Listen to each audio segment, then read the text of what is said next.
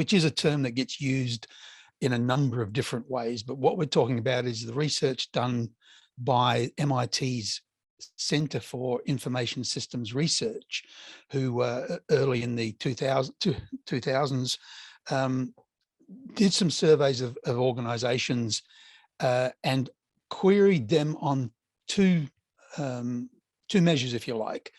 The amount of standardization of processes across business units and the level of the integration in between processes across business units. So how much data and functionality was shared and how much they did things in the same way. And based on the answers to those questions, they worked out 4 quadrants in this 2x2, and they applied some names to them. And so if you remember the previous session, we talked about the replication being basically a franchise model. So think of McDonald's or something like that, or any of the large food chains, where you can almost anywhere in the world walk into a McDonald's and you know exactly where you are, you know where to look for the menu, you know the sort of products you're going to have, you know the sort of interactions you're going to have with people behind the counter, because it's really just taking a model and replicating it in different locations. Now, there's very little sharing. So there's very highly standardized processes, but there's very little sharing across different McDonald's outlets about information about customers and suppliers. McDonald's in one part of Manila doesn't care whether I went to another McDonald's yesterday.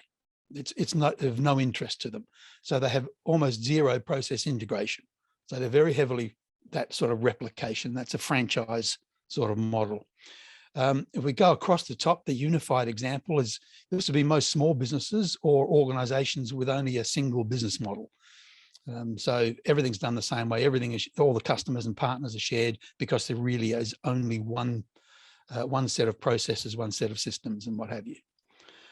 Diversification is sort of, if you like, the polar opposite of that, where you get conglomerates, and we've come across a number. We've got a couple here in Australia. Wesfarmers is one, or Macquarie Group, which includes Macquarie Bank, and the people that I used to work for, Pernod Ricard, globally. So that's where the business units are managed as a portfolio for spreading risk. Might be completely unrelated businesses. That's where Wesfarmers sits.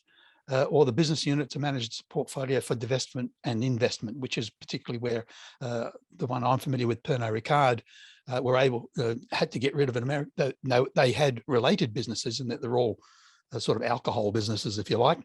But when they wanted to buy Absolute Vodka globally, they divested an American bourbon business. So just they were making decisions not based on whether or not the business units were profitable or anything, but whether they fit strategically within the portfolio. The coordination quadrant is sort of where most organizations tend to end up, where you might have multiple business units because you have multiple business models in operation within the same organization. And some of your services and capabilities are unique, and some of them are standardized. So there is some level of integration because you do want to share information about customers and suppliers, but the processes may be different across business units.